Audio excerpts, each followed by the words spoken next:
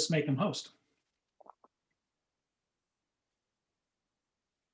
I open the live stream Okay, we're all set.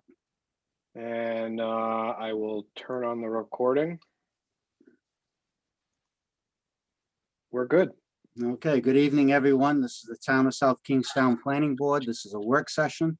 The date is Tuesday, March 9th, 2021. The time is 7:02. First item on the agenda is roll call. Pam, please take the roll. Very good, thank you. Susan Axelrod, Here. Paul Jordan, Here. Steve DeMasi. Here. Joe Murphy, Here. Maria Mack, Here. Peter DiStefano, Here. Pam Rubinoff. Here.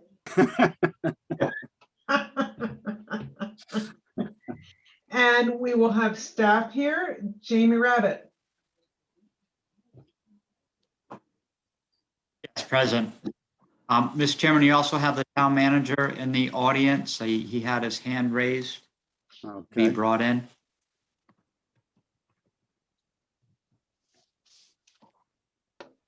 We have Jay Parker. I am here. We have Brian Wagner, I am here. Rob Zarneski, Hey, folks, here. and we have Amy Goins, Special Legal Counsel. This is Amy. I'm here. okay, thank you. First item is discussion and vote for the preliminary plan major subdivision comprehensive permit for the village at Curtis Corner. Staff has prepared a draft motion for that. We've had it since last Thursday to review. I don't know, Jamie, do you have any comments from board members in regards to that draft that? Mr. Chairman, as we were reviewing it, we do have a couple typo type edits to that, which we will share with you. I also did receive comments from 2 board members. And as I go through the typographic items, I'll also share with you those potential edits also. Okay, I can, Brian, if you can give me a share screen. I gave hosting back to Jay. Jay? Jamie, you should have it. Do you Okay. see the green button at the bottom? Yeah, just bear with me. Yep.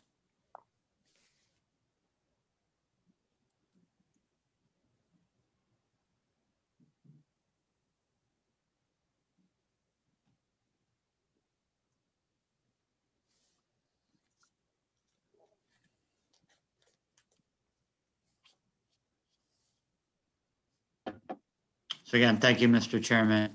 So again, we have the attachment A draft motion. Town of South Kingston Planning Board hereby grants preliminary plan approval to the village at Curtis for 24 lot major subdivision, 16 single family homes and 8 duplexes. We have the plans by Dupree with the revision dates, plans by John Carter with revision dates, the plans submitted by the architect with original date, no revision dates. With regards to finding of facts, you'll see in the 3rd paragraph, it's just the correction of an and. We also tried in our final draft to be consistent with the discussion of low and moderate income referenced as LMI. Findings of fact and relief requested. We did get a comment from council with the multitude of revisions. We do have an exhibit A, which will in essence take the place of table B with regards to relief for the proposed frontage. Relief for frontage and side yards, and it corresponds to the latest revised site plan that the planning board has reviewed. And Jay Parker does have access to that exhibit if the board would like to see that. With regards to conditions of approval, it's clarification that lots 1 through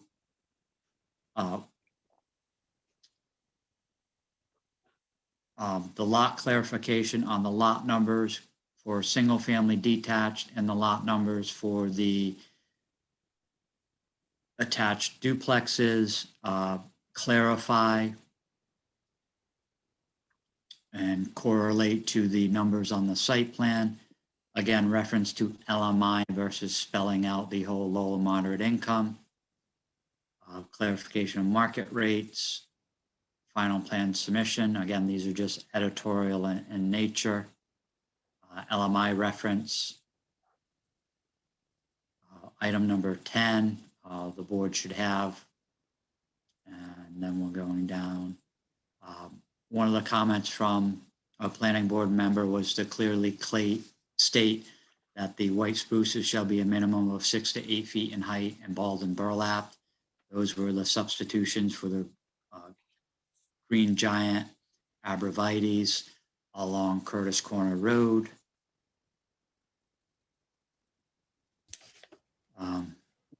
Talked about the granite monumentation, just clarifying that language.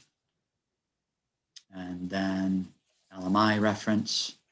And then under condition 13, which deals with the erosion and sedimentation control, in a discussion with the board member, if the board would contemplate additional language on condition number 13. The permit shall include the requirement that the limits of clearing are staked/flagged in the field by a licensed surveyor prior to any tree cutting, land clearing, grading, and/or excavation on site.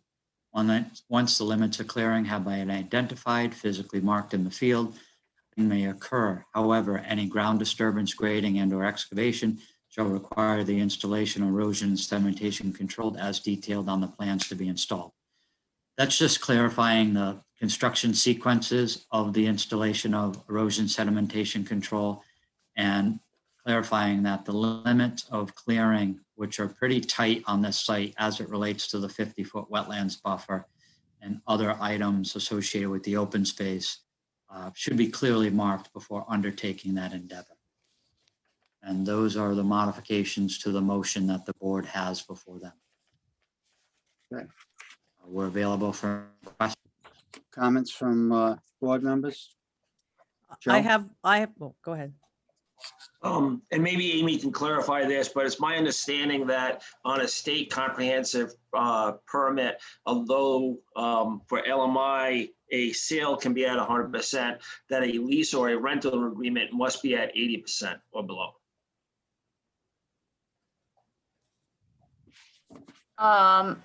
Amy, This- could you clarify that? Yeah, in the LMI Housing Act, which is what governs comprehensive permits, that definition is not in there. LMI housing is defined with reference to as defined in the applicable federal or state statute. So, I may have to review the other statutory definition for, so just give me a moment and I can review that. Is that the only question you had, Joe? You're muted, Joe.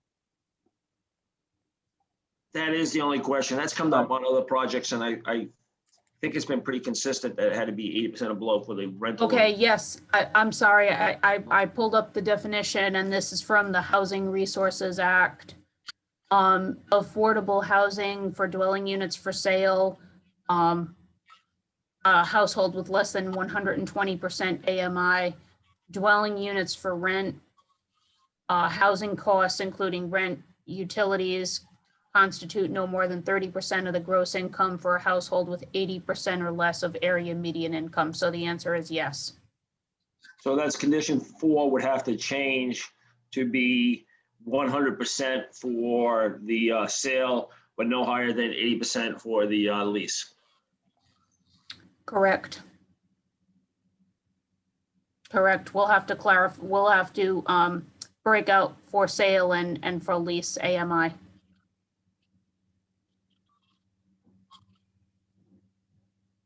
Okay.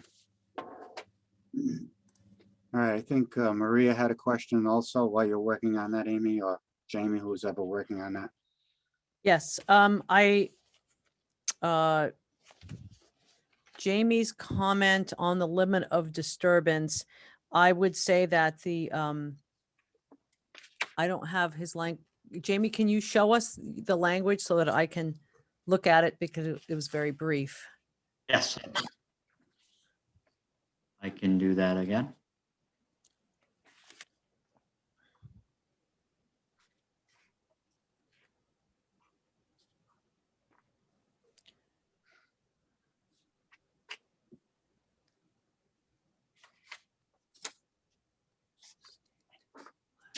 So I think that's good language to start. I want to be sure that because there will be so much clearing on this site, that the silt fence would be installed prior to that cutting of trees.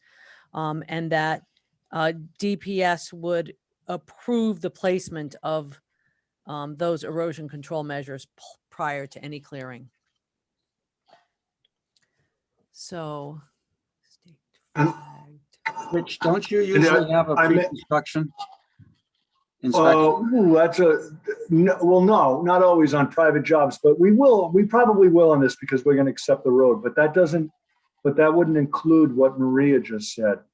So I like what the recommendation is, because what I can do is when we approve an erosion control permit, I can include that as being a requirement that they're to place the erosion control, and then we go and approve it. I would also like to note, Jamie, that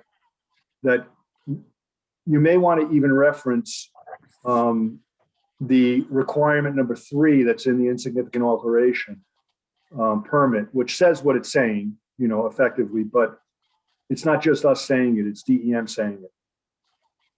DEM says you can't go beyond the limit of, because that number 3, that item number 3 in their insignificant alteration specifically says they cannot go beyond the limit of disturbance that's shown on the approved plans at DEM. Not just what we're seeing, but at DEM. So I think, it'd be nice to just at least so that we're tying it all together. And also I like what Maria's saying, because then it gives me an opportunity to include it as part of the erosion control permit, that we're to, note that. And we do that on the projects, by the way, on pools. We do it on a lot of things to request that we go out and make sure the erosion control is installed. Yeah, well, it's a point well taken because of the nature of this property and how much clearing, as Maria said, that it would make sense that we take these measures. So, did you have anything? Mr. Chairman, just Go ahead, Jamie. Mr. Chairman, just for clarification, again, Maria has suggested to modify the language that erosion sedimentation control is put in prior to the cutting of the trees. Here it reads that the limits of clearing will be staked, flagged in the field by a licensed survey, cut, and then the erosion sedimentation occurs prior to any ground disturbance. So again, you can cut the tree will be felled in the field, harvested, in essence, so that it doesn't damage any erosion sedimentation control. Then the erosion sedimentation control goes in, and then clearing, actual grubbing and excavation can occur. I think Maria's suggesting that the clearing be flagged, the silt fence goes in, or E&S controls, and then cutting can occur. Is that your? Yes, proposed and along revision with to the- approval, from DPS, because as everyone is well aware, often when clearing occurs, you get someone who might be a little overzealous with a backhoe, and if they overdo it, it's too late. So better to have these control measures in place early on, particularly with a site such as this, where intensive clearing will occur.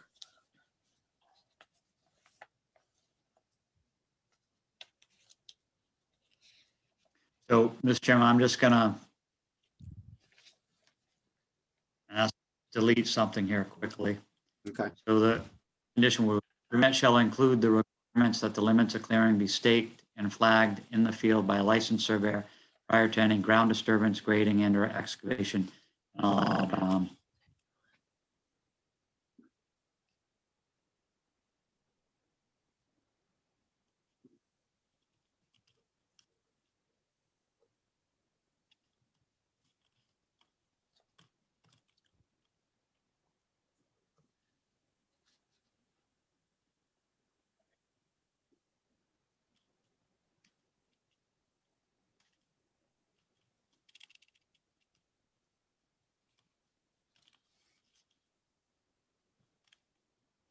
It's agonizing having everyone watch you type, isn't it?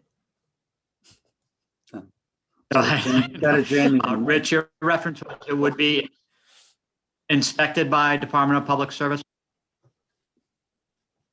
Yeah, I think it's okay to say that. If it's referenced here as a condition of approval, then at least I have something to be able to say when the erosion control permit is submitted, that per approval, we're asking that they install the silt fence. And we approve it.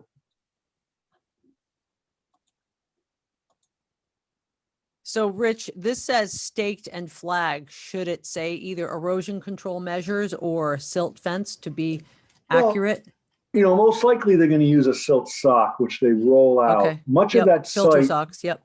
yeah, much of that site has already been pretty well cleared of the underbrush. So it's actually, you can walk it. I don't know that they've gone all the way back, but pretty close. So I have a feeling they could lay down silt sock prior to cutting vegetation. They could. Well, as long as you feel that this is adequate and will protect what we want to protect. Yeah, I mean, I think I understand what you're saying. And yeah, if we go out and approve the silt sock, I think that'll be enough. Okay. We can swing tie it. We can do other things to figure out that it's in the right spot.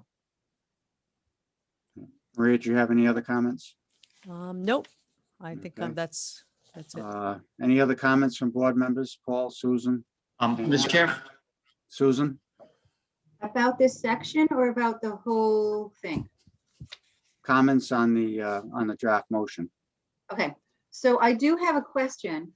I don't know what number it is now. It was number 21, and it regards the stone walls. And it says, stone walls that are disturbed shall be reconstructed, or the stone shall be used to repair other walls within the project limits. Does that mean that stones must be reused to do stone walls, or can they be used, say, to pile up around the retention ponds or some other place on site? It just says you can't take the stones off the site. Can I just understand, or could we make it clearer that we want the stone walls rebuilt, or?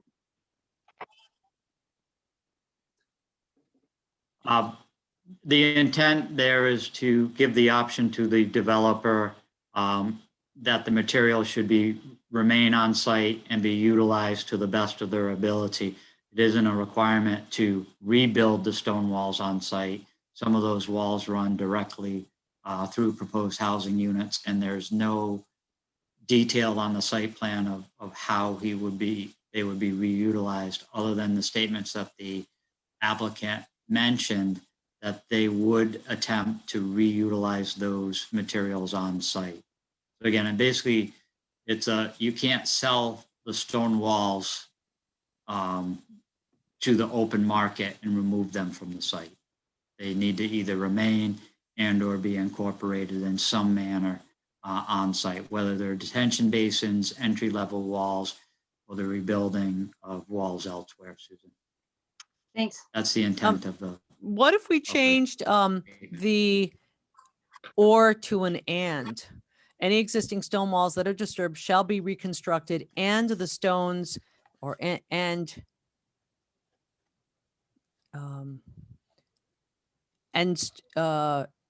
excess stones shall be used to construct or repair other stone walls within the project limits. Is that problematic to say that? I think Or, well, if they go through problematic the because, lots, again, we yeah.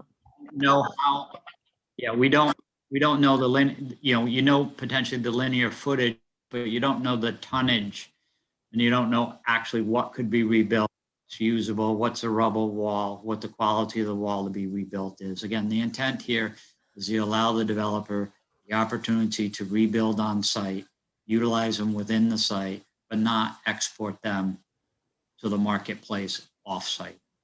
We certainly in the past have required that they rebuild any stone walls that are perimeter stone walls or stone walls that are that form either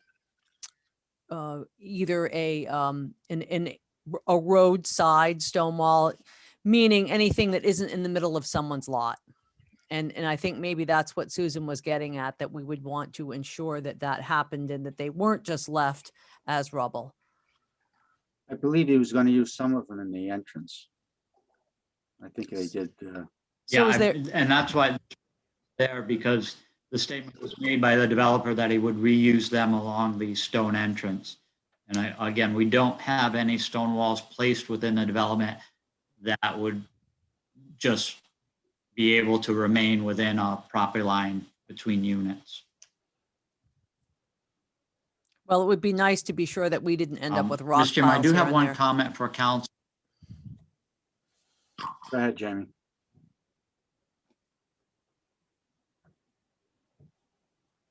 Understood, and I think from the land clearing aspect and room left, that I think it would be safe that in order to get a certificate of occupancy, he's showing the property to be graded, landscaped, turf established, and if there's a pile of stones left in the middle somewhere, that's not adhering to the site plan.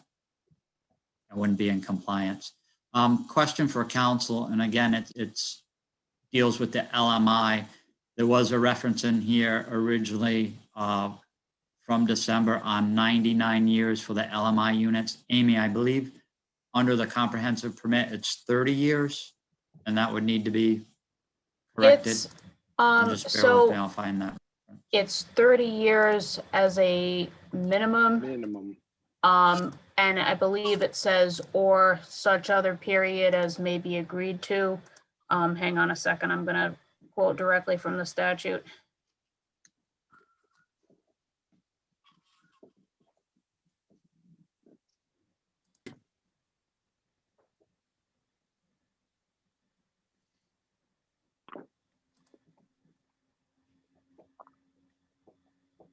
Jamie. while Again, the Amy's- original 99 years in it. Yes, it says 99 years or such other period that's either agreed to by the applicant in town or prescribed by the federal, state, or municipal government subsidy program, but that is not less than 30 years from initial occupancy. So 30 years is the minimum period of time. And if it's agreed upon, if you can certainly provide that it's a 99-year occupancy.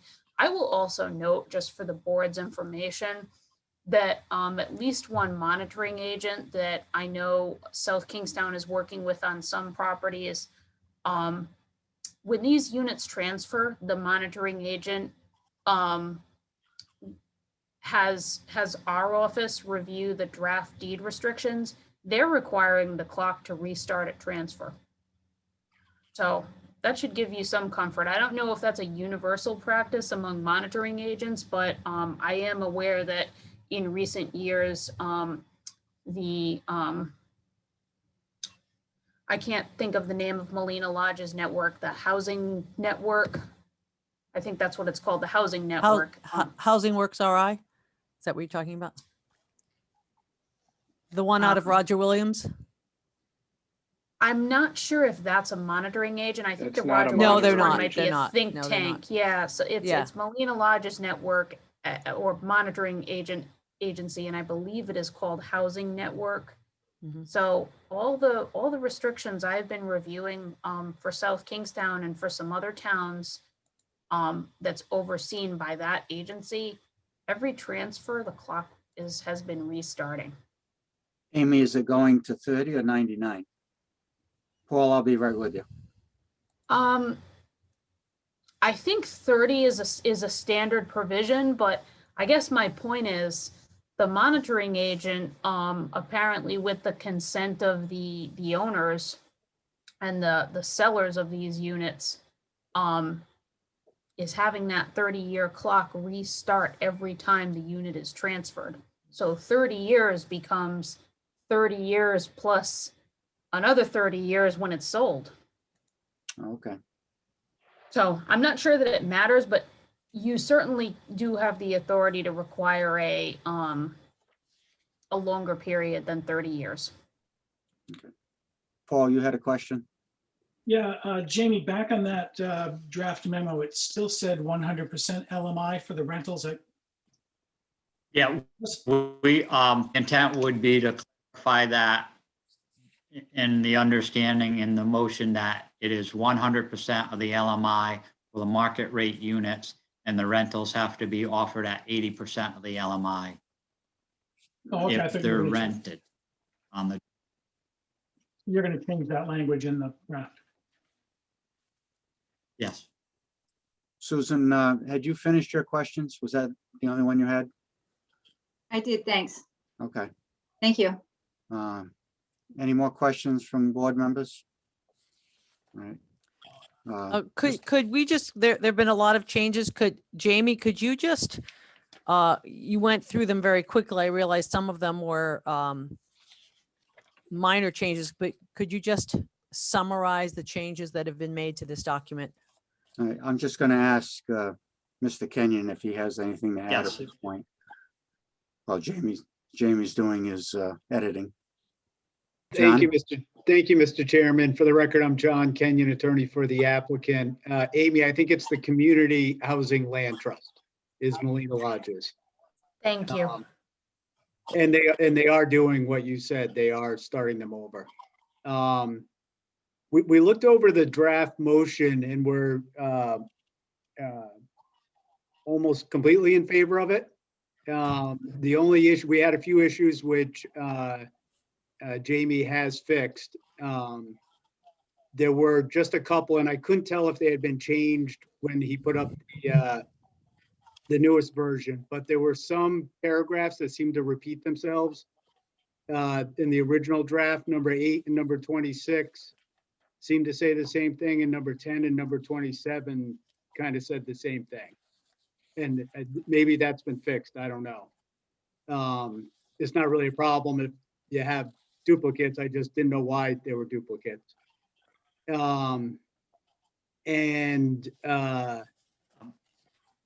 Let's see. One of the issues that we had was the average size of the single families, which I think I understand what you were trying to do there. I thought the issue with the single families were you didn't want them significantly larger than the LMI units.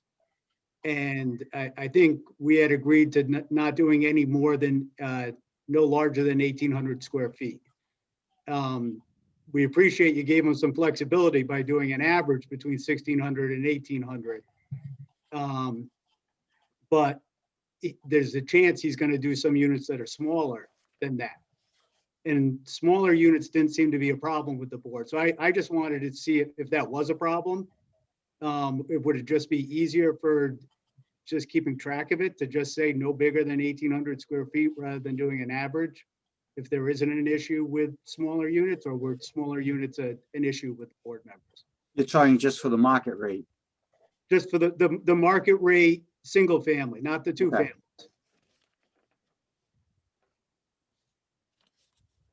At the last meeting, I was going back and forth between here and Narragansett, so I missed some of that discussion. I don't know if the smaller market rate units were an issue or not with the board. Maybe some feedback on that.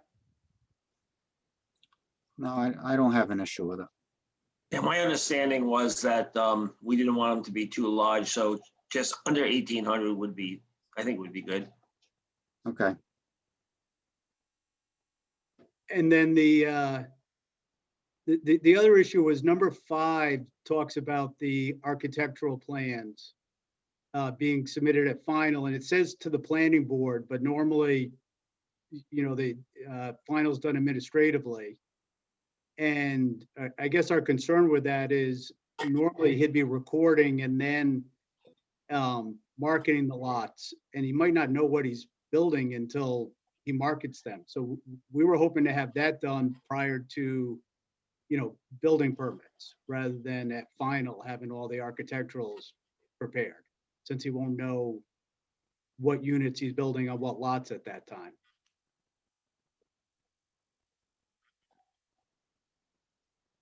So, Mr. Chairman, the intent of that language, since the applicant had adequate time to submit a number of unit styles as it relates to architecture, would be to set the architectural standard in order to judge compatibility at final plan, but at final plan, potentially allowing the administrative officer some leeway at the building permit to determine consistency with those models. Okay. So if he had 4 model standard units for architecture, that after final plan approval by the board, that if that changed slightly at the building permit process, that the administrative officer would be able to make a finding of consistency with the 4 plus or minus examples that the applicant supplied and the planning board approved.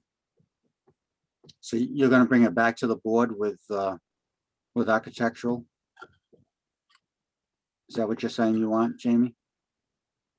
So the intent, yeah, the applicant would bring a number of potential models, one colonial, a cape and other variants of that showing a standard for architecture. The board would approve that. But then if there was a slight variation of that because he was customizing a home during the marketing of the site on an individual basis, that the administrative officer would be allowed to make a determination that it is consistent with the model architecture and standards developed by the commission at final plan. Could we have him submit those to staff and then staff just distribute it to planning board members for comment instead of having to have a meeting in regards to reviewing the architectural? We work at the discretion of the board if that was the way they would like to do that. The administrative officer would have the ability to sign off on the architecture so long as the planning board had an opportunity. But again, I'll defer to legal counsel that. Yeah, this is There's Amy. a lot of discretion with the administrative officer and potentially could run amok of the open meeting act. Yeah, if you're gonna, if it's gonna be reviewed by the board, it should be reviewed at a meeting. So I think you either need, you need to choose, you want to delegate this review to the AO, then the board doesn't get to see it, at least not before the permits are issued, or it wouldn't be provided for comment, at least. It could certainly be provided for information. But if you're looking to solicit feedback, if the goal is to solicit feedback from the board, then it should go before the board for review and approval. Do we have a consensus on the board that, Yes, Brian?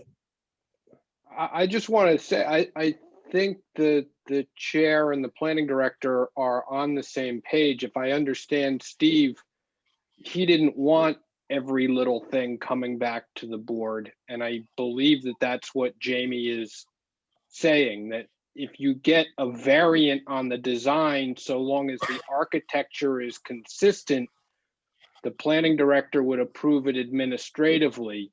On the other hand, I assume, Jamie, that if you got something that was inconsistent with the architectural models we got, you could at that point refer it to the planning board for review?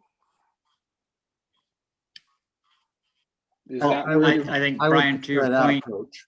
if I may. Yeah, the difficulty is the applicant submitted one home and said one is a duplex and one is a single family home, and they were identical. I understand So that. if he can establish what the 3 or, then the planning board can approve of 3 or 4 variations of that at final, and then authorize the administrative officer to allow the developer to vary from that, so long as he keeps the integrity of those 3 or 4 designs. So if I one agree showed with- 2 dormers and he wanted to propose 3, that the administrative officer would have the ability to approve a 3rd dormer or maybe a full dog shed dormer on the back where the model may not show. Do we have a consensus on the board that they would like to see? Just show of hands. Yeah, I agree with the way Jamie just characterized Yeah. the process. All right. All right, so we have a consensus then. The board will review the final plans to be submitted. And then Jamie can do approval set at building permits if they're based on that same design characteristics. Okay. John? Yeah, Mr. That would be Chairman, my if I- intent and recommendation.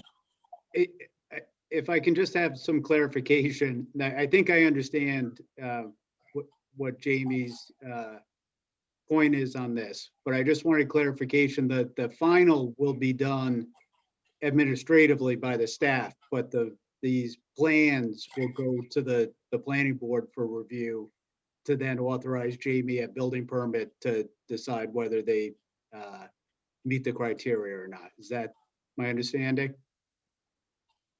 I believe the only thing that would be coming Yeah, back to the so the board full, would be the architectural examples. Okay, that's all I wanted. I wanted to make sure that you weren't that would be, my coming back for full final review with the board. Okay.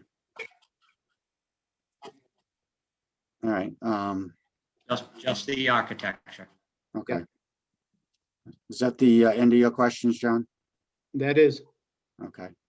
And now where do we stand on the number of years, 30 and 99 on the LMI?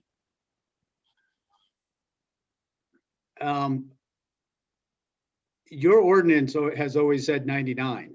I had always assumed it was going to be 99. If state law is different than that, would have to follow that. But I believe the documents that we submitted have a 99-year term. All right, that's fine.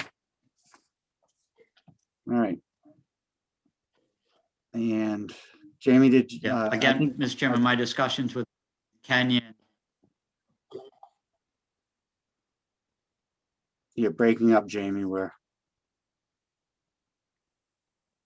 Mr. Chairman, I'm gonna log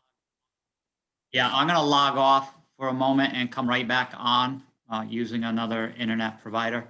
Okay, You just bear with me.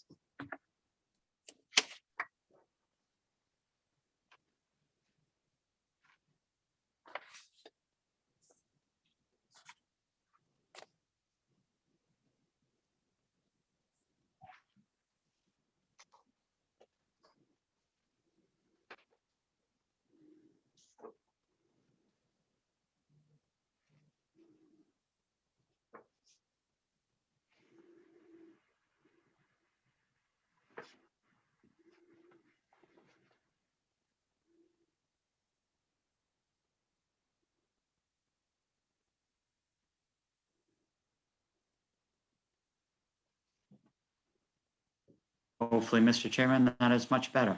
it is. All right, I believe we're done going through the corrections on this motion. Maria did ask if we could, because there were so many changes and we jumped around from one to the other, that we just go over the conditions of approval again, that were being made, the changes that were being made in them. So if you can We'll, And some of the summarize that. changes, yeah, some of the changes were not limited to the conditions of approval. So just, we would, I think for the benefit of the board and the public, we just want to be clear on what revisions have been made. Correct. I will again walk the Thank you. board through that. Hold on one moment.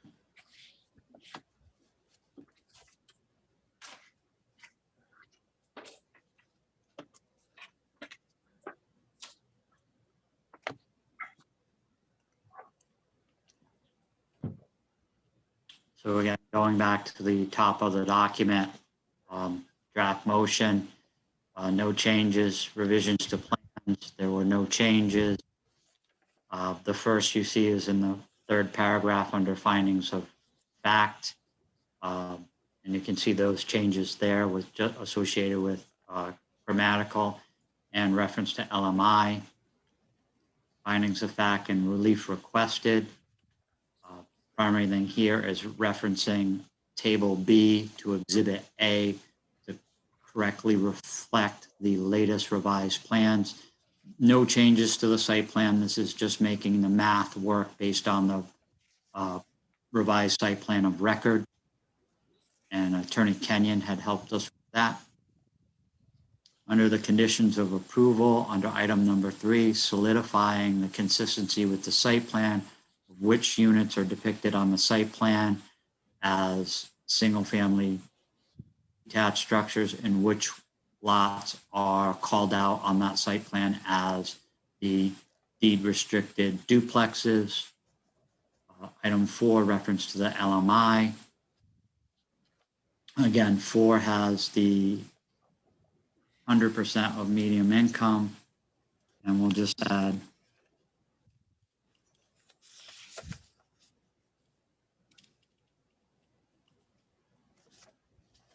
I can't spell tonight.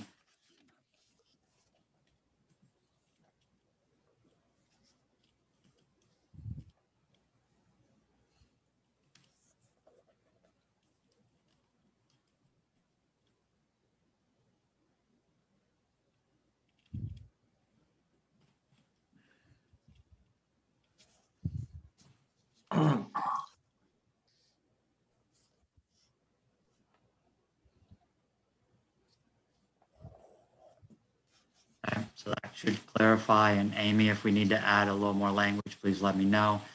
That the units offered for lease shall meet the 80% of the area medium income.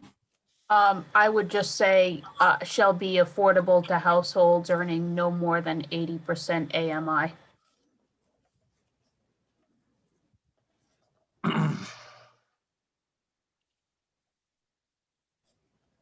Amy, can you say that again, except Sure. offered?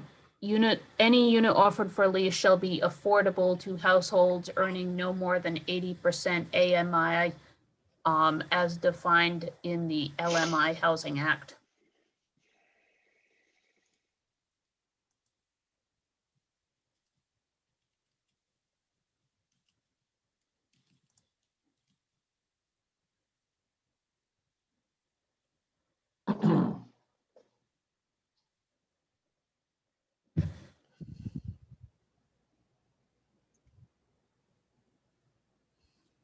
Can I just say per state law, Amy? That's fine. That's fine.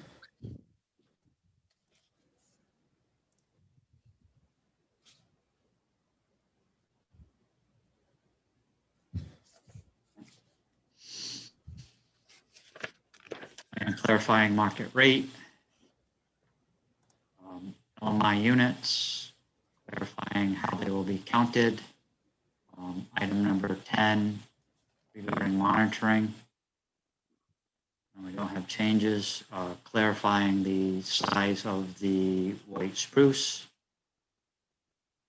Clarifying the monumentation or granite blocks, LMI units.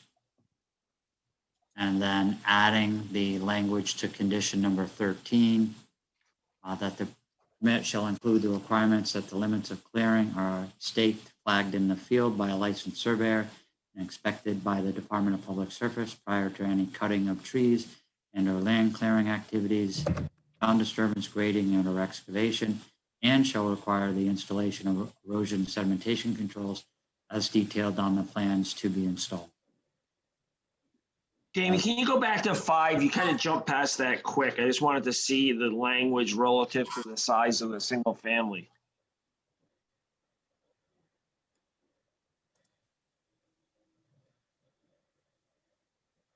(16 to 1800), Joe?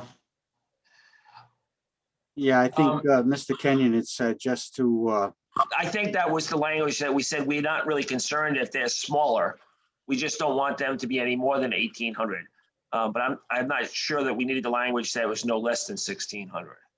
That was the discussion with Mr. Kenyon. So you're gonna put a 1,200 square foot single family next to a 2,400 square foot duplex? This was the discussion. Maybe we didn't fully vet it with the board. But what he had asked for was not to necessarily be allowed to do something less than 1,600. If you reduce it to 12, that would And potentially, stay with Steve average. and you could myself have- did not have. Yeah, just understand if you reduce it to 12, you could potentially have a 3,000 square foot market rate unit. Again, well, so again, if you keep the provision that the 1,800 square foot is there. Well, I think the provision was that it'd be no more than 1,800. If the board's comfortable putting it to 1,200 square feet, just understand the Are you implications saying because of the average, Jamie? because of the average. I thought we could specify less. I thought we were just specifying no more than 1,800.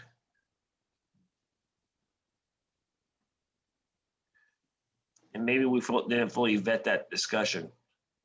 Mr. Kenyon, you see the condo you- and To Mr. Murphy's point, you would have to add the following language and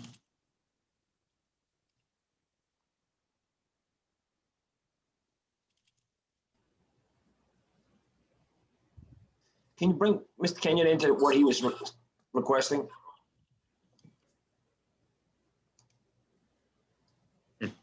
Yes, Mr. Chairman, can you hear me? yes, we can.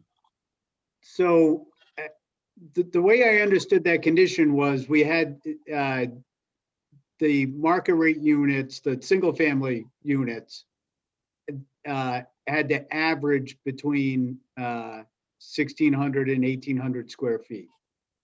And at the last meeting, we had suggested that we would just not go bigger than 1,800 square feet, which I thought was the concern with the board. Now, I understand Jamie's concern, I guess, is concerned about the units being smaller. Well, he was concerned with if you built a small one, then based on the average, you could build a larger market rate unit. But I'm saying no average, just no Okay. bigger than 1,800 square feet. Okay, what's the smallest one you could build then?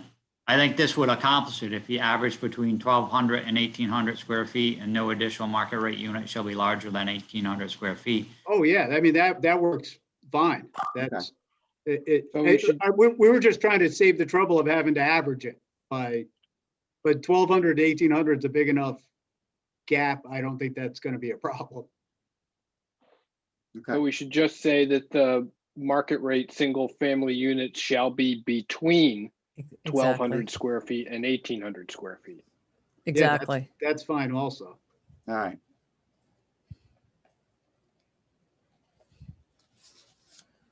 So I believe we've made all the corrections and additions. Any other comments from board members before we take action? I have one quick question. Mr. Kenyon pointed out that there might be some paragraphs that are duplicates of one another in the conditions. Susan, they may appear to be slightly redundant, but they stand somewhat on their own.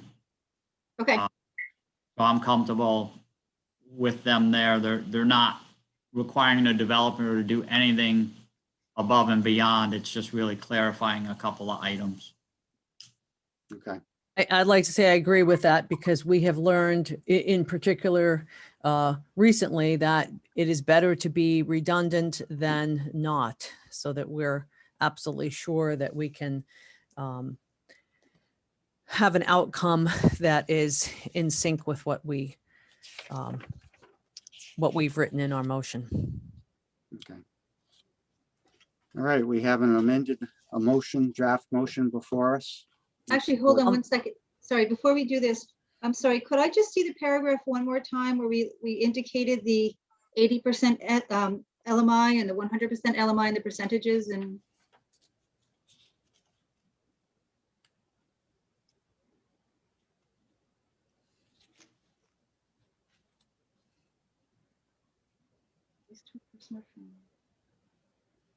Hang on, Susan.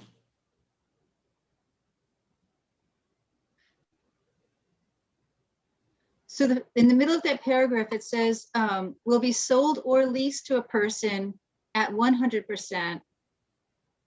And then it could be leased to a person for 80%. Good point. Yeah, Okay, yeah, good. And then you don't need the accept anymore. You get No, word, you get rid of the word accept at that point. just for, I'll read the statement, because again, reading it, I think helps. Approval is based upon the provision of 25% subsidized housing units available for LMI residents. The LMI dwelling units will be sold to a person or family with income at or below 100% of the area median income and be deed restricted for a period of 99 years. Except that any unit offered for lease shall be offered at no more than 80% of the LMI per Rhode Island state law. Remember, the market rate, the duplexes are going for full market rate, and the rental is 80 LMI. This still offers them to potentially sell the duplex unit as an LMI. Jamie, two things. One, I agree with Joe. I think you can get rid of the except that at the beginning of that sentence, and it's AMI, not LMI. Area medium income. So Brian, Any unit offered for lease shall be offered at no more than 80% of AMI. is that also for 99 years? There is, yes, the deed restriction is for the same period. Whether it's a for sale unit or a rental unit. I'm still not understanding this. I thought the idea was that anybody could buy the duplex and then rent out half to an LMI resident, but this says the dwelling units will be sold to a person or family with an income at or below. This only applies to the LMI dwelling units. Only the LMI units have a restriction regarding maximum sales price or maximum rent. The market rate units are not restricted. So these could be converted to condos and sold instead of rented? I think in theory, yes. I'll defer to council. You really can't control what the subsequent owner does down the line. I thought we could control that. Yes, so this is Amy. When the board approves a comprehensive permit development, you can ask the developer which LMI units will be offered for sale and which will be offered for rent, because the town may have a differing needs for the different, for sale units versus rental units. So you can control that through a condition of approval. If it's not specifically controlled as to which of the LMI units or how many will be for sale units, how many will be for rental units, then the developer can do whatever they choose, so long as they're deed restricted for LMI occupancy. Can I just jump in here again? I apologize for being thick tonight, but all of the LMI units are rentals, correct? That was what originally was proposed, yes. So dwelling units will be sold to a person or a family with an income at or below 100% of area median income. Suggests that if you want to buy one of these duplexes, you've got to meet that income requirement. So I think the way the condition of approval is drafted will give the developer flexibility. If they find that the market is, that there's more demand for sale LMI units, they can do that. So the condition of approval at a minimum needs to match the state requirement on affordable housing, whether it's for sale or for rental. If the board wants to impose an additional condition of, no, we want these units only offered for rent, then the developer would have to come back to the board to seek relief to convert them into for sale units. In the absence of a specific condition like that, they would have that flexibility. I've got it, which is why the question came up about the condos. Now I understand. Thanks. It seems to me the language is still a little awkward, although I'll leave that to Amy, whether it meets the requirements. But it almost seems like it should say that it should be, will be sold to a person or family with income below 100%, or it shall be leased to a person less than 80%, and then have the deed restricting. So it seems a little clumsy, but I trust in Amy's will review that and make it appropriate. As long as we understand the intent, if they want to wordsmith. Yeah. Can I jump in with a question? This is Susan. So if these LMI units are rental, then they are matched in size and scale to the other half of the duplex. But if all 32 units on this property become for sale units, like purchasable units, then these 8 units will no longer match in size and scale to the other units on the property, to all the housing dwellings on the property, correct? So They're still LMI units.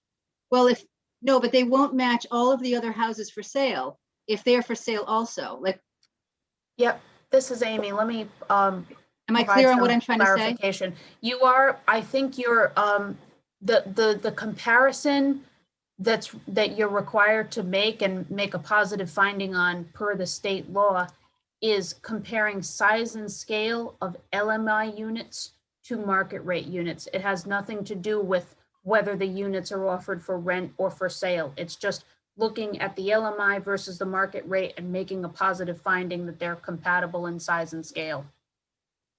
I'm sorry, scale and architectural style is the exact phrase from the statute.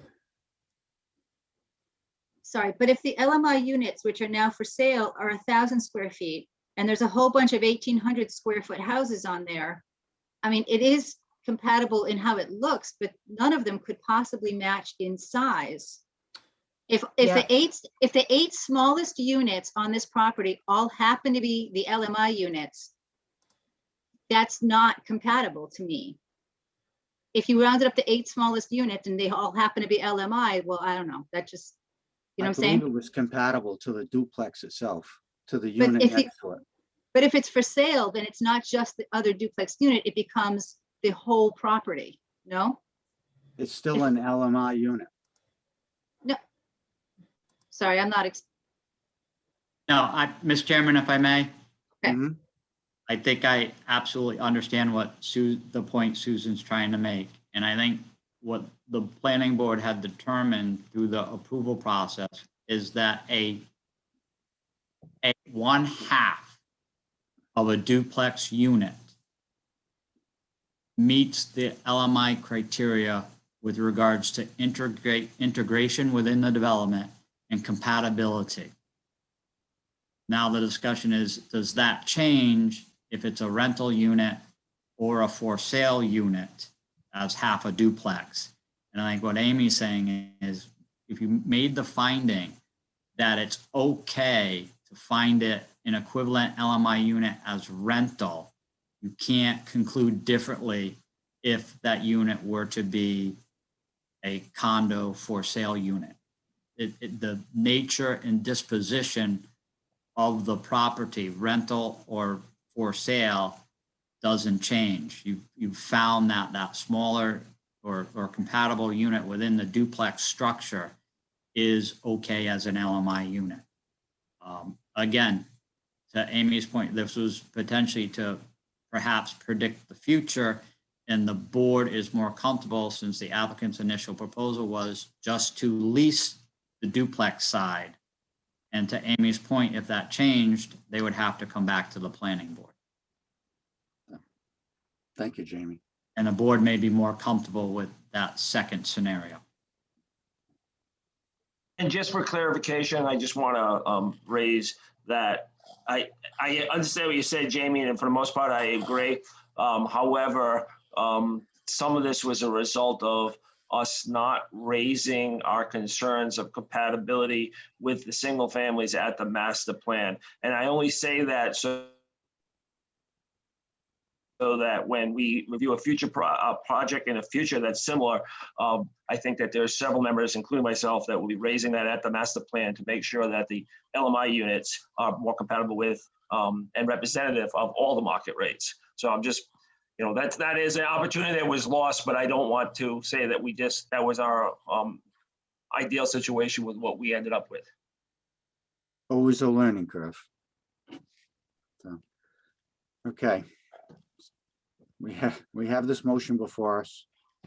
Steve, I'll make the motion. Okay, we have a motion by Maria. Do we have a second? We have a second from Paul. Any discussion?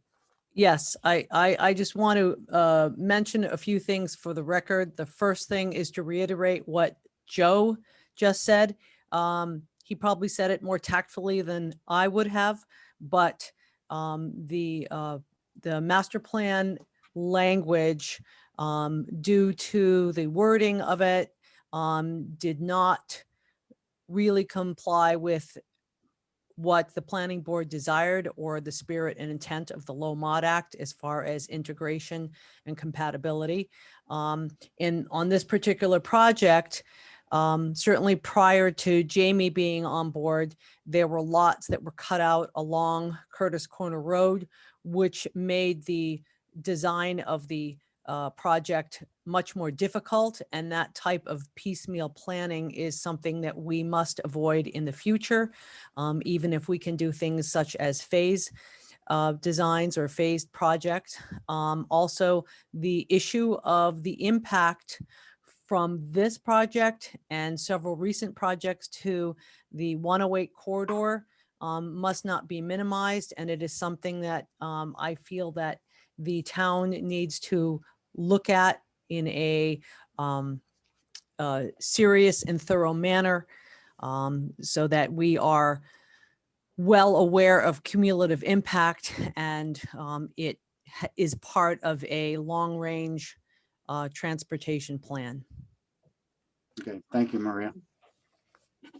Amy, with all the discussion we've had on this motion tonight, should Maria read it in, or the fact that we're referring it to as an amended?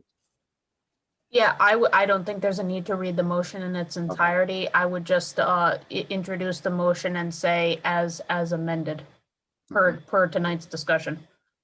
Okay.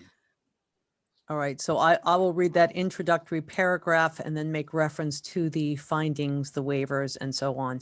The South Kingstown Planning Board hereby grants preliminary plan approval to the Village at Curtis Corner, a 24-lot major subdivision submitted as a comprehensive permit to contain 16 single-family dwellings and 8 duplex structures for a total of 32 dwelling units, with 24 of these units being market rate housing units and 8 of the 16 duplex dwelling units being deed restricted low and moderate income housing units located on Curtis Corner Road, 5A Builders LLC, owner applicant. This approval is based upon plans set entitled Preliminary Plan Submission, the Village at Curtis Corner Road, South Kingstown, Rhode Island, Assessor's Plat 40-4, Lot 55.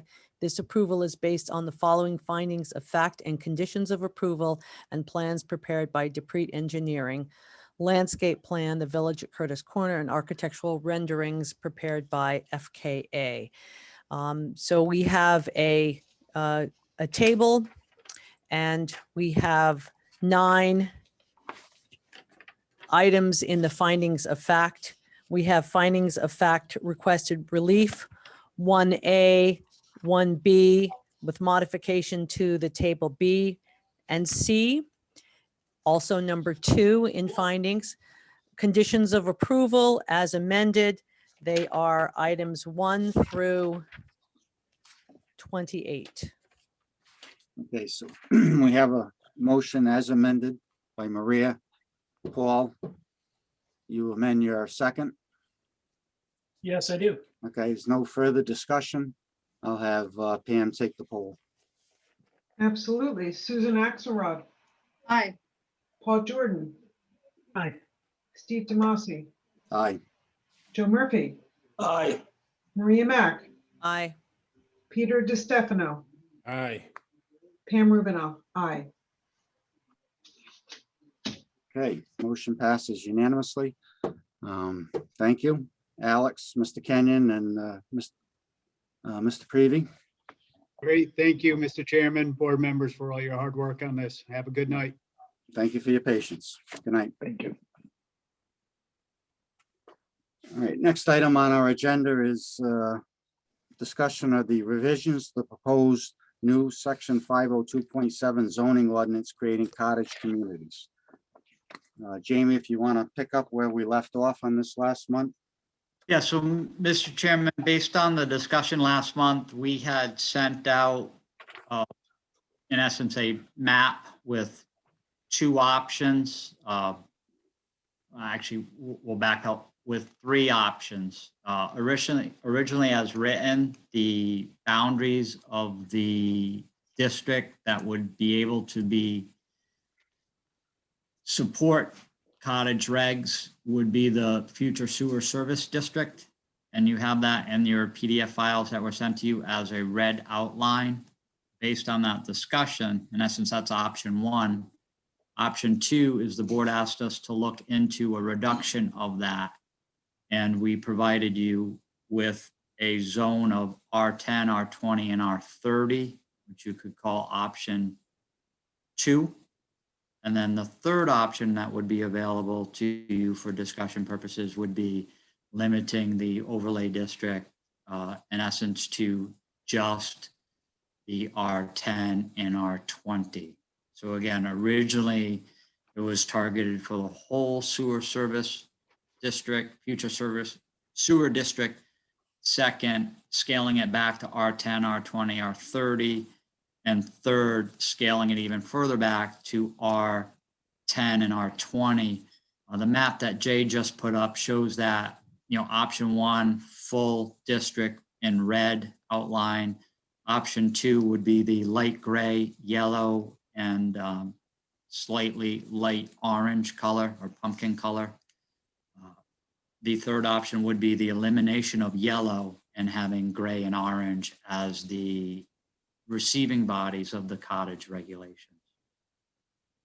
And again, this was prepared by our department, and thank you, Jay Parker, for that as an outcome of the discussion last month. All right, thank you, Jamie. Board members, did you have a preference on what zones you believe you would like to see this available in?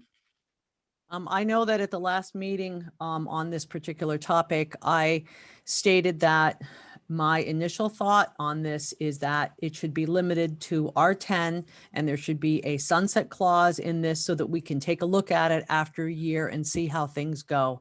I think a cautious approach is better. I would be open to consideration of R20, but I am not in favor of R30. And I think we need to be very careful as we move through this process. Obviously, we all want to see really good quality cottage zoning in place so that the projects that come about are emblematic of what our vision is for the cottages, and the specifics that are in the regulations with regard to layout and green space materials are of particular importance. That's what makes these cottages special. But I think that when you look at the map that Jay provided, which has now disappeared, the R10 areas, other than one northerly section, are really in the very heart of South Kingstown. And one of the presumptions relative to cottage zoning is that, oh, thank you. Is that all R10, Jay? So sorry, this is Jay. The R10 is the orange layer, only layer that's on currently. Yeah, kind of tan colored, yes. And one of the major concepts with the cottage zoning is that it becomes a very walkable scenario in that the residents of the cottages can easily walk to goods and services. And if you look at the majority of R10, that's falls within that area. Okay. Paul? Okay, Paul, would you turn the R20 back on, please?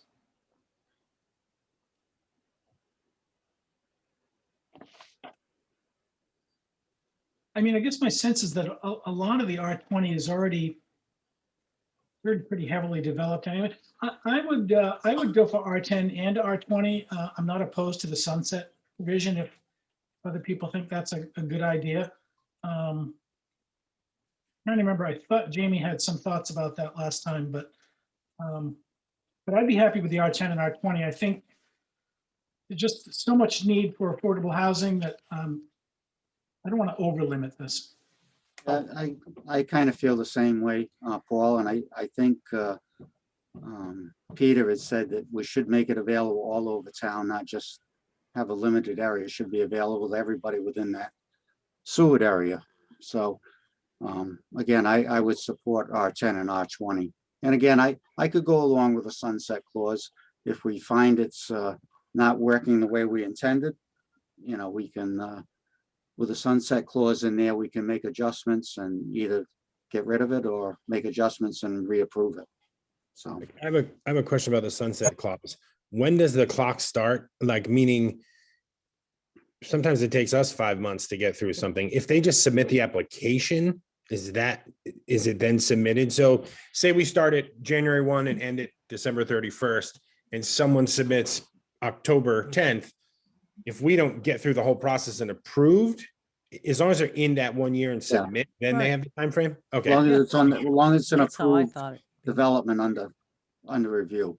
Right. Okay. Yeah, this is Amy, the sunset clause. If an ordinance is enacted with a sunset clause, the ordinance becomes effective on the day it's passed unless a different date is specified. And the sunset, and the ordinance can end whenever the council, as recommended by the planning board, specifies that it can end. And the rule on changes to the zoning ordinance and how they affect development applications is the same for this as would be for any other change. A developer has a vested right to continue under the zoning ordinance regulations at the time that a completed application, substantially complete application is submitted.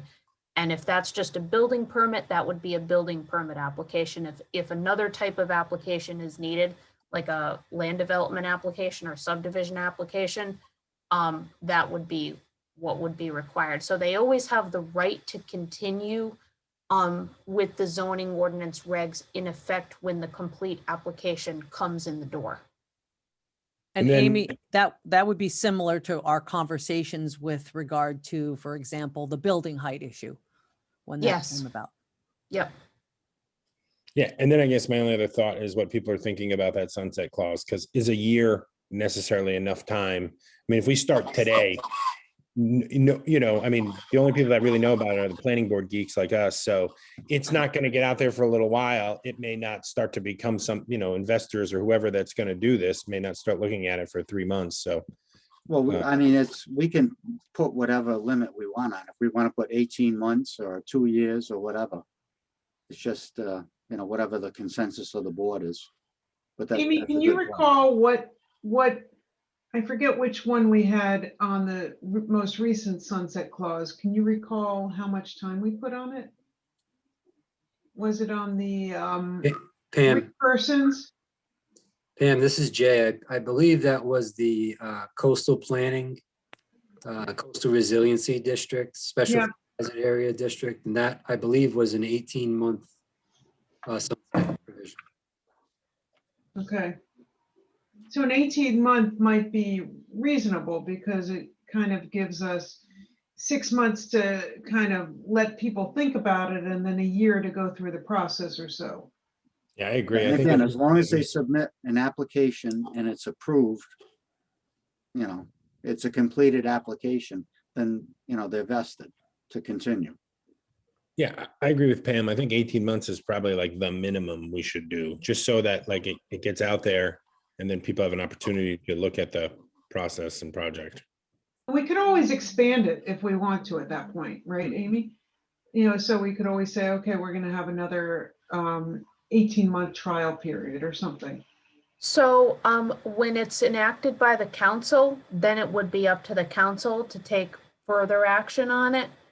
And with the sunset clause, it expires by operation of law unless further action is taken. So maybe after a year, or let's say, I'll say 14 months, the planning board could make a recommendation to the council, but it would be up to them to either extend that sunset or eliminate it, meaning make it a permanent ordinance. Okay. That's a good idea. May I ask a question? Is it the thought that these cottage development happens strictly in areas that are sewered? Or is it a big concern that it's OWTS or No, not? we want them sewered. Right, we want the I think infrastructure.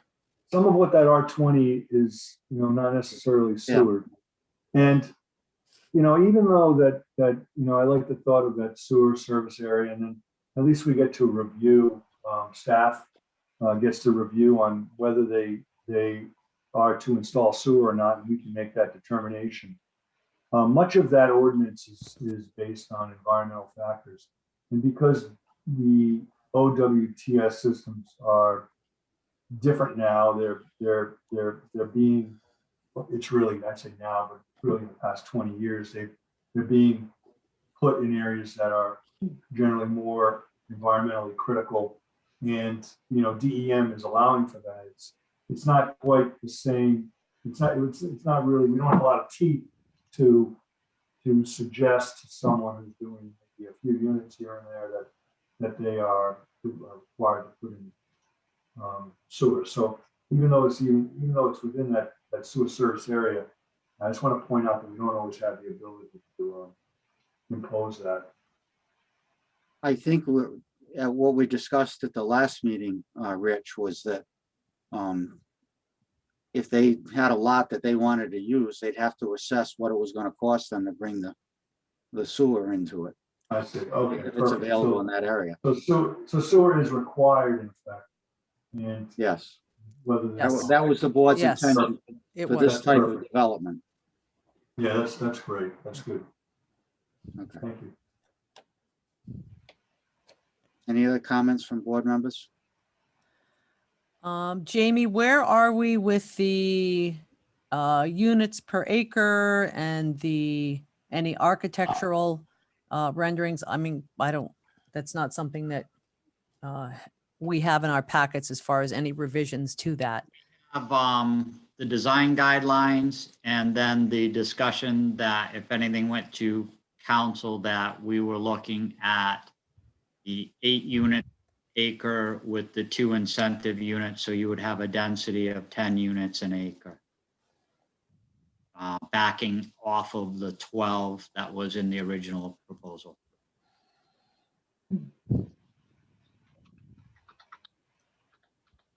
And Jamie, correct me, did we have a consensus on the architectural? I can pull it up. Again, we have the written language, and just.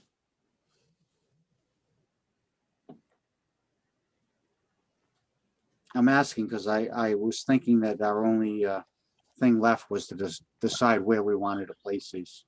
Right, I think, again, I will bring back up the. Oh, sorry, it's a PDF. In anticipation.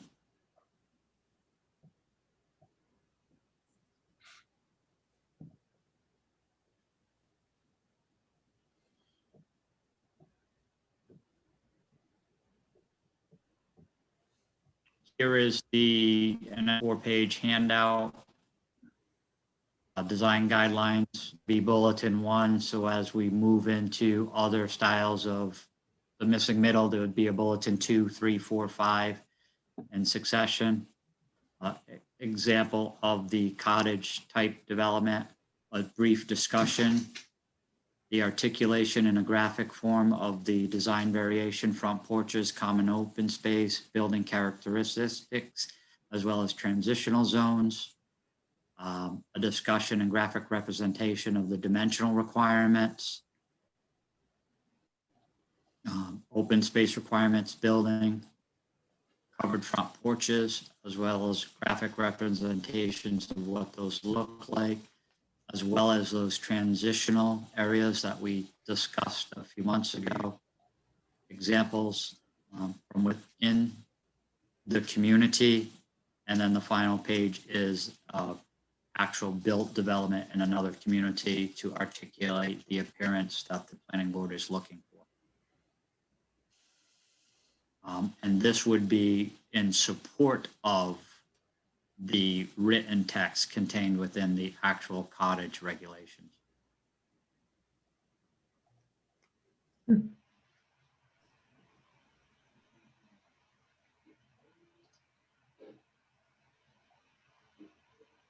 Comments? It would be nice to have a hard copy. It looks good. Hard copy of what Jamie has assembled would be appreciated. Okay. That was board members probably close to 6 to 8 weeks ago. Did you send that out, Jamie? Yes, Yeah, it was, we had it for one of our work sessions and I want to say almost 2 work sessions ago, so it may have been almost 8 weeks ago.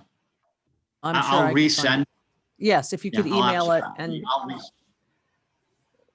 I'll resend it. Just, Karen, just a question on the sunset aspect and the discussion on, there was talk of 12 months, 18 months, 24 months.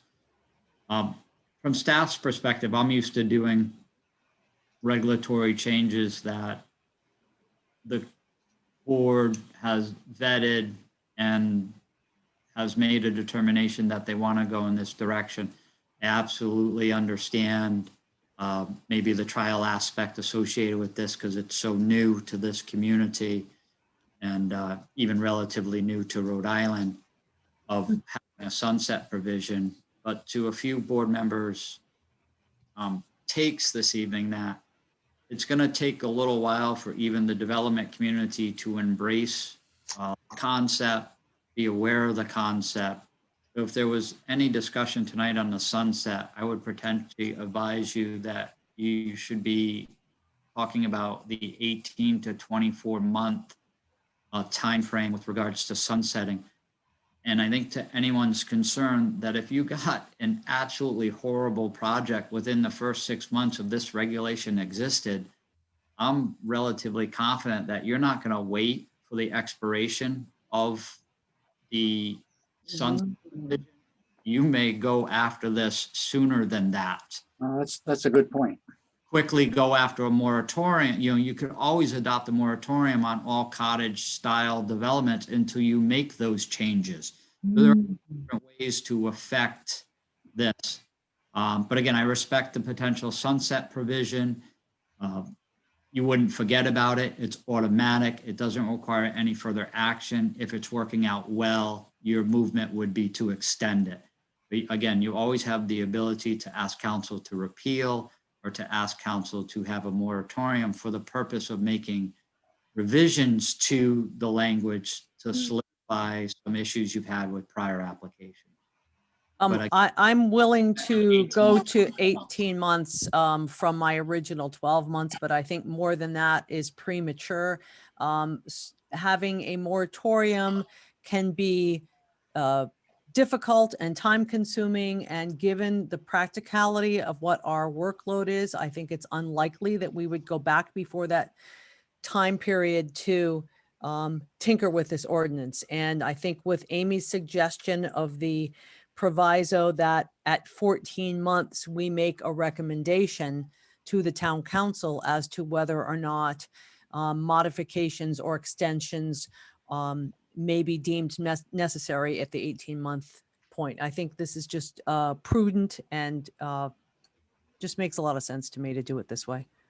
Hey, Amy, I have a question. So moratorium, so anytime we want, we can say we want to get into that? No, that's a whole separate discussion, and I can give you a rundown on that, but the short answer is no. We can only The council can only enact moratoria under certain conditions. So depending on if it's a moratorium so let me just give one example. I don't want to digress too much, but you brought it up. If the council adopts the draft comprehensive plan and then wants to enact a moratorium for the purpose of, we've identified something in the zoning ordinance that needs to be corrected. Until we can do that, we're going to enact a moratorium. That's one type of moratorium that can be enacted only in, I can't recall off the top of my head if it's, I want to say a year, in that initial year after the comp plan is enacted. It may even be shorter than that. There are moratoria that may be enacted for emergency purposes. So again, there's a handful of reasons when the council can enact a moratorium. It's not just whenever we feel like it. And it's complicated. I remember then when it was done prior to pacing and phasing on the building permits, it was lengthy and complicated. Mhm. Do we have a consensus from the board on 18 months? Can I I'm just good ask with one, I'm can good I with just it. ask one clarifying question? Yes, ma'am. Do we have to put any specific language to say up to 18 months? Or do we So- say Well, there'll 18 be months an and then we have enactment. the opportunity? I would recommend you should put something definite in there. The whole ordinance, you're in the advisory role to the council, so they can change it. They can, they can make other tweaks, whether to the sunset period or the meat of it. But you should put something definite in there, so the council has a definitive recommendation from the planning board.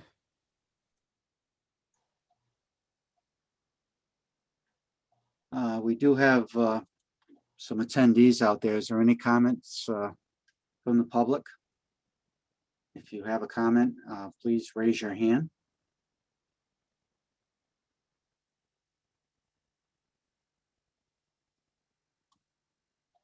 Okay. Mr. Chairman, just one more point of clarification. In the zoning areas that we showed you, it would preclude by written text the South Kingston Historic District. Yeah. So it would not apply to that specific area in the vicinity of URI. Yeah, again, I think you had showed that on a map and yeah, there it is. Yep. Okay. Right. So based on our discussion tonight, Jamie, can you put something together? Yeah, again, if you already as a board have accepted the language minus the revisions to the design guidelines. So I don't know if the board would like us to put together some language for your next regularly scheduled meeting so that you can do a formal motion and recommendation to council as a package, text, design guidelines, as well as the zone it would be applicable to, along working with council on the sunset language provision. I think that would make Sounds- sense. Sounds good to me. Okay. We will do that. Okay. I think by discussion, you had full consensus for staff to put that together. Yeah, for 18 months. Yeah. Thank you all. All right. Thanks, Jamie. Joe, did you have anything to report on the affordable housing? Not really. I will say that we had the meeting. Unfortunately, we did not have a quorum. There's only 4 members at this point. All 4 are needed for a quorum. Only 3 attended the meeting. We did have a couple individuals, actually 3 individuals, who dialed in and wanted to get some information. And I don't know if they've contacted Brian afterwards, but we're hoping that 1 or 2 of them would show interest. But that's pretty much what the meeting was about. Okay. And Maria, if you don't have anything to report on the scenic highway, do you? I don't Just wanna the fact that forget you're you, but- laughing proves that you know the answer to that. But yes, I believe that we are going to be meeting soon. Greatly looking forward to that. Okay, I'd be remiss if I didn't ask. So, any comments from staff? Just, Mr. Chairman, I sent an email out late today. Town council at last evening's meeting voted to request a joint meeting with the planning board and council at 6 p.m. on March 22nd. The purpose for that joint meeting would be to discuss the comprehensive community plan, which has been forwarded to them. Okay. And Jamie, I have a question about that. Would there be any limitations? Like, is that from 6 to 7 because they have something else at 7? Or do we have more time because, we do like to talk? If I, Zarneski can weigh in on that. yeah, no, they do have a 7 o'clock meeting. So this is a work session before their regular meeting. And Good to know. this is in preparation for their public hearing on the comp plan? There were some questions. They just thought it would be helpful to have a brief conversation with the planning board members. Okay. There And was- is there hearing that night? No. Just from the administrative side of it, town council thought it would be important to have that discussion with the planning board. And then after that discussion occurred, that they would tentatively take that up as an agenda item at one of their regularly scheduled meetings. There is a statutory requirement that the town council publish 3 legal ads in 3 consecutive weeks prior to the hearing being conducted. So you would be looking mid to late March, if not early April, in order to do all of that, Okay. as well as give staff adequate time to put an anticipated presentation together for council. But again, staff will react to the time frame given to us. And Jamie, this is Jay. And I do think in reality, it's probably going to be further out than that. With the requirements to get the advertising into the paper, it does add potentially an additional week. So probably more than likely, I'd imagine it would be early to mid-April at the earliest. And Jay, can you remind us of when the last time Division of Statewide Planning saw this? I don't know the exact date, but I did hand deliver it to them. I want to say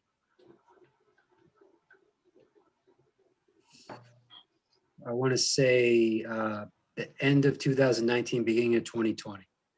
It was substantially what it is now. There have not been a lot of changes to it, and they only had several minor comments on what was provided to them. Great, thank you. I believe it will be received well. How long does it usually take them to approve it once the council forwards it to them? That I don't know, but I believe it, because they did take a look at it beforehand, I believe it's not an extended time period. It should get turned around relatively quick. What that is for them, I'm not really sure. Yeah, We I can mean, have- yeah, We can usually- reach out to them and see what that is anticipated to be. And generally in the past, when we've had communication with them as we develop the plan, it's been a much faster process for them to approve it. So that's always a helpful thing. All right. Thank you. Amy, anything on the legal side? Nothing to report at this time, other than some of you know, I know Maria's aware, legislation has been submitted that would make the executive order requirements that we've all been operating under regarding Zoom meetings and the requirement to provide adequate means of alternative access. That would essentially codify the status quo. We'll have to see what results from that. We've been in this month-to-month executive order stage for going on a year, right? So the legislation that's been submitted would essentially codify the status quo, and I believe the sunset would be in 2 years, right, in 2023. 2023, So, yeah. yeah, so we'll have to see. It will be up to the town council to decide when when they and the boards and commissions can meet in person again. I don't have any inside info on that. I'm hopeful it will be sooner rather than later, sometime when the warm weather comes. But in any event, if that legislation passes, and even if it doesn't, if we're still operating under the executive order, we will still have to provide a Zoom option for the public to participate, even if the planning board itself is in person. Some other communities have been doing those type of meetings, right? We call them hybrid meetings. They're more difficult than fully remote meetings. They just are. So that's one potential thing for the board to, be on your radar, and I'll update you with any developments. I was also informed last week that that legislation is being drafted that may impact the town's discretion as to certain flexibilities that were extended with regard to permitting during COVID. I think you're aware that by executive order, restaurants and other businesses have been allowed to temporarily expand their service areas. And I understand that legislation is in development that may bear on our ability to take that flexibility away. I almost don't want to say more about it because I haven't seen it, not because I'm not playing it close to the vest. I haven't seen the legislation yet. So yeah. So I actually have the legislation. It's a moratorium on the enforcement of local zoning and other ordinances. It relates only to restaurants and bars. It really is the outdoor service area concept. And it's for a year in the version that I saw. So it would require that the town set up a mechanism for reviewing outdoor service area permits and come to a determination about whether or not a particular business had public health or safety issues that would override or allow the enforcement of local ordinances and zoning regulations. Okay, thanks. That's very helpful to understand. So if that were passed in its draft form, it would really it would essentially continue the status quo that we have with our permitting procedures, because public health and safety is part of our review. It would Or just restaurants and bars, and that actually is an interesting distinction, which we did not make locally. okay. Thank you. So other than those two updates, I don't have anything to share. Okay. Mr. Very good. Chairman, just looking at my notes quickly, I did have one more thing just to bring up the board, if I may. Go ahead. Again, talking with both the chair, some other members of the board, as well as the town manager's office. Amy's been included in some of the discussions. Staff's new to the board. We have new members on the board. Everybody is learning to understand what the expectations of staff are, understand the expectations of individuals as board members, individuals who are part of a group that comprise the board. And we'd like you to potentially think about whether it would be a good idea to have, we'll call it a retreat or a get together in a non-application setting where you get to talk to each other, perhaps in a facilitated manner, about the functionality of the planning board, the role of a planning member, the expectations from the community, the expectations from the developer on the regulatory side, and whether the board members feel that that would be of benefit to you. Okay. Yeah, definitely. and potentially, I know it's difficult in a COVID world, but doing this possibly in person at an off-site location, whether it's one of the local hotels or a meeting room facility. So we can do it in an informal manner with structure to have a very nice conversation amongst everybody. So again, it would help staff to be able to understand what your wants, dreams, and wishes are, and to understand that interrelationship and your expectations of us. Because we've really only met as a board since Jay and Brian and I have been involved as a team along with legal counsel since September. Only met a few of you in person. Otherwise, everybody's a face on a screen. Yeah, I think that's a great idea, Jamie. I think that it's been a while and you interact differently as a group, but to be able to have that informal setting to discuss some of those, as you said, the needs, wishes, and desires of the board and of the department.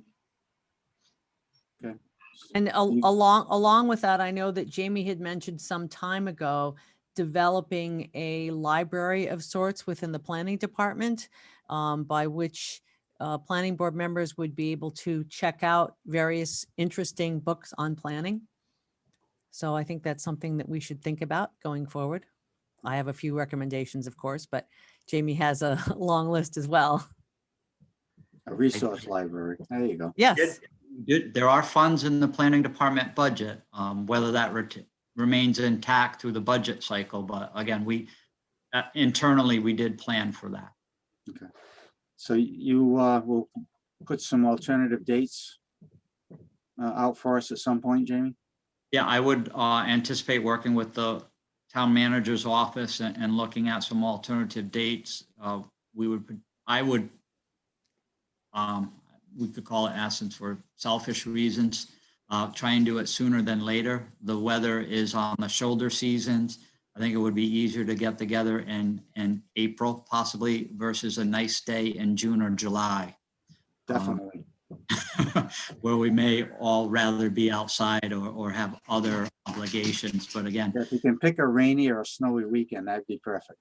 I would love to pick a rainy Saturday or and potentially having a structured morning session with some lunch and then a structured quick afternoon session, not a marathon day. Try and keep people's attention for a concise period of time to get in and out. I know a lot of us are balancing family lives and young children, and it's not always easy to give up a day. It would be even better if we could find a location that in the nicer months of the year that was some kind of a indoor/outdoor structure so that we would all have fresh air to breathe and not be stuck in some inside area. If you guys want, I'm a member to the Matuna Community Center. We could just do it there. There's indoor and outdoor space there. Oh, that might be a great spot. And also, when are we going to be discussing our work plan?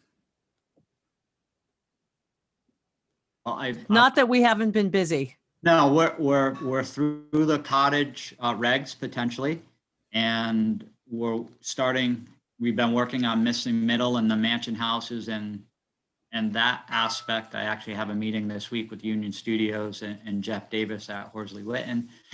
So I would potentially work with the chair of going back to that at the next work session. Okay, great. Sounds good. Well, if we have no other discussion tonight, thank you. for Mr. coming Chairman, tonight, Rob. I do want to add that we do have farm events that we still need to circle back on as well. Exactly. It's on the list. Probably real close to the top. Just as a reminder, we do have a meeting on Thursday at 7 o'clock. So you're all forewarned.